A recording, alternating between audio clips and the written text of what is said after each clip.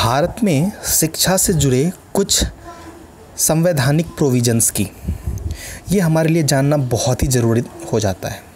अगर हम online education बात करें, ऑफलाइन एजुकेशन की बात करें, तो हमारे संविधान में, हमारे कॉन्स्टिट्यूशन में एजुकेशन से रिलेटेड क्या क्या बात कही गई है और क्या क्या हमारे अधिकार हैं, ये चीज़ें जानना बहुत ही ज़रूरी है।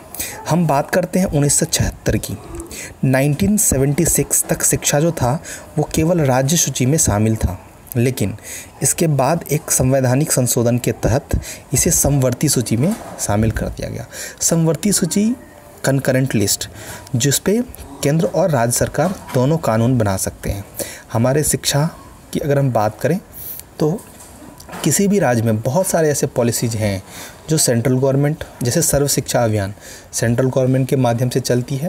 बाकी स्टेट गवर्नमेंट बिहार की शिक्षा में क्या करते हैं, साइकिल के पैसे देते हैं, हाँ, पोशाक के पैसे देते हैं, बहुत सारे गवर्नमेंट में लैपटॉप दिया जाता है, हाँ, तो वो सब स्टेट गवर्नमेंट की भी आ जाती है। तो यानी शिक्षा एक ऐसा मुद्दा बन गया 1976 के बाद कि इसे समवर्ती सूची में रख दिया गया है। अब हम बात करते हैं मौलिक अधिकार की, जिसमें आर्टिकल 21 जो राइट टू एजुकेशन को बताता है, यानी कि शिक्षा जो है सबका मौलिक अधिकार है। आर्टिकल 28 की हम बात करते हैं, जिसमें कुछ शैक्षणिक संस्थानों में धार्मिक शिक्षा या धार्मिक पूजा की उपस्थिति के रूप में स्वतंत्रता दिया जाता है। आप जान सकते हैं कि हमारे देश में बहुत सारे ऐसे शैक्षणिक संस्थान हैं जहाँ पे धार्मिक शिक्षा को बढ़ावा दिया जाता है। ठीक है, अगर हम बात करें तो मदरसों की, तो यहाँ पे इस्लामिक एजुकेशन का हब माना जाता है। लोग वहाँ से कुरान एक धार्मिक ग्रंथ है जिसे पढ़ते हैं। इस तरह से हिंदू धर्म में भी बहुत ऐसे शैक्षणिक संस्थान हैं जहाँ पे धार्मिक शिक्षा को बढ़ावा दिया जाता है, और किसी देश की संस्कृति और सभ्यता के लिए ये बहुत ही ज़रूरी भी है। इसके अलावा हम बात करें आर्टिकल 29 की, तो आर्टिकल 29 जो है, इसमें शैक्षणिक संस्थानों के अवसर की समानता की बात कही गई है।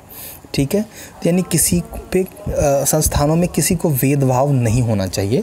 एडमिशन की अगर हम बात करें, जैसे कि कोई भी यूनिवर्सिटी है, कॉलेजेस है, तो वहाँ पे ऐसा नहीं होगा कि अगर कोई एक सेंट्रल यूनिवर्सिटी है और वो यूपी में स्थित है तो वहाँ पे बिहार के बच्चे नहीं आएंगे। तो ये सब चीज़ें आर्टिकल 29 निरस्त करती है। बनारस हिंदू यूनिवर्सिटी की बात करें, पूरे वर्ल्ड से स्टूडेंट आकर के वहाँ पे पढ़ाई करते हैं, तो ये कहीं ना कहीं आर्टिकल 29 की बात है। इंडिया के तो बच्चे जा ही सकते हैं, उनका मौलिक अधिकार है ये। आर्टिकल 30 की अगर हम बात करते हैं तो अल्पसंख्यकों को शिक्षण संस्थानों की स्थापना और प्रशासन का अधिकार दिया गया है आर्टिकल 30 के तहत। यानी कि जो माइनॉरिटीज़ हैं उन्हें भी शिक्षण संस्थान की स्थापना करने का अधिकार है। अब हम डायरेक्टिव प्रिंसिपल की बात करते हैं, जिसमें भी शिक्षा से जुड़े कुछ कॉन्स्टिट्यूशनल प्रोविजंस हैं। आर्टिकल 41, देखिए आर्टिकल 41 जो है वो right to work to education and to public assistance in certain cases. कुछ विशेष परिस्थिति में क्या आदमी को अधिकार है कि वो शिक्षा और पब्लिक असिस्टेंस के लिए काम करे। ये आर्टिकल 41 बताता है। आर्टिकल 45 और 46 भी इससे संबंधित। आर्टिकल 45 मुफ्त और अनिवार्य शिक्षा से संबंधित है। साथ ही 6 साल से कम उम्र के बच्चों को अनिवार्य शिक्षा का प्रोविज़न भी इसमें शामिल है।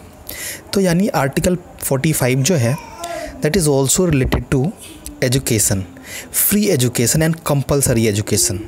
ओके, नाउ आर्टिकल 46 की अगर हम बात करें तो article 46 has special care to SC, ST and weaker peoples. जो कमज़ोर तबके के लोग हैं, साथ ही SC, ST, schedule caste, schedule tribes, इनको शिक्षा से जुड़े विशेष केयर का प्रावधान दिया गया है आर्टिकल 46 के तहत।